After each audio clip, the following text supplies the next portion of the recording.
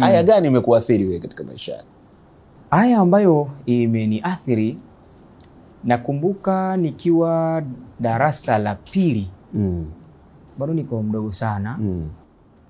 Nafikiri kwa mara ya kwanza siku moja tuko shuleni cheza likapita jeneza, watu wanakwenda kuzika. Sasa na sisi nikaona wenzangu wanaunganisha, na mimi nikabidi niunganishe. Nilivyokwenda kule maziarani, baada ya harakati zile za mazishi, kuna kanuni wengine wamejiwekea kwa maana ya usomaji wa talqini.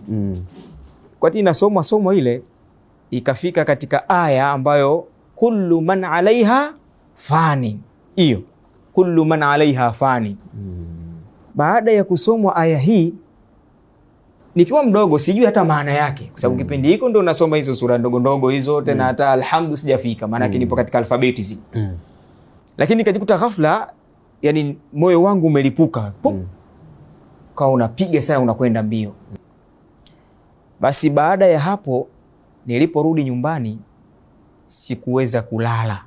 Yani kila nikifumba macho ile sauti inanijia kwa aya ile kullu man alaiha fani. Kullu man alaiha, ilidumu hiyo kwa muda takriban wiki. Mimi naweseka usiku, lakini naweseka na hiyo kullu man alaiha fani. Ilikuja ikakaa haraka sana kwenye akili yangu, kullu man alaiha fani. Sijui maana yake wakati huo, sijui kabisa hata maana yake ni nini.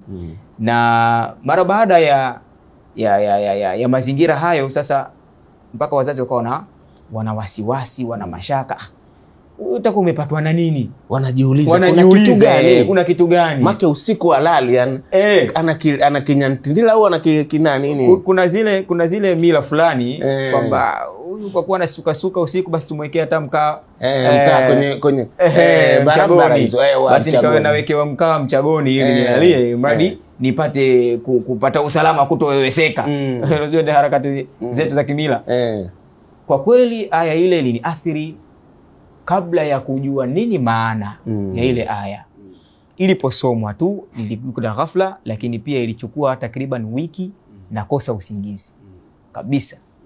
Kwa hivyo ukisema katika kuathirika, basi nilianzia kuathirika na aya hii kwa kipindi hicho ambacho huijui hata maana. Sijui hata maana, lakini walilahi alhamdu, mpaka baada ya kusoma kufika katika level sasa kujua zile tafsiri ya Qur'ani na kujua maana ya kile kinachoelezwa kwamba Allah akisema wala taqrabu zina, maana yake nini? Unaona bwana, kila kwa maana baada ya kuelewa maana na tafsiri, inawezekana ndio maana. Kwani ilikuwa kuna kitu gani mpaka mimi nikaathirika na aya kullu man alaiha fani, kwamba ndo asili ya kuathirika.